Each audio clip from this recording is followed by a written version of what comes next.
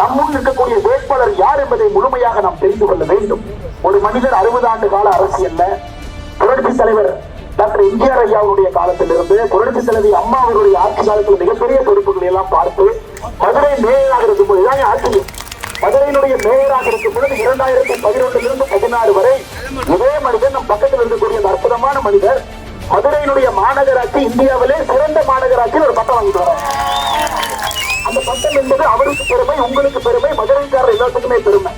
ஆனா இன்னைக்கு மதுரையில மேயரே காணா. எங்கேயே மேயரை காணானா 200 கோடி ரூபாய் ஊழல் செய்து மேயர் ராஜினாமா பண்ணிட்டாங்க. மேயருடைய கணவர் பிடிஆர் அமைச்சருக்கு மிக நெருக்கமான ஒரு மனிதர். அதை நம்ம அப்புறம் பேசுவோம் ஐயா, அது ஒரு பெரிய பஞ்சாயத்து.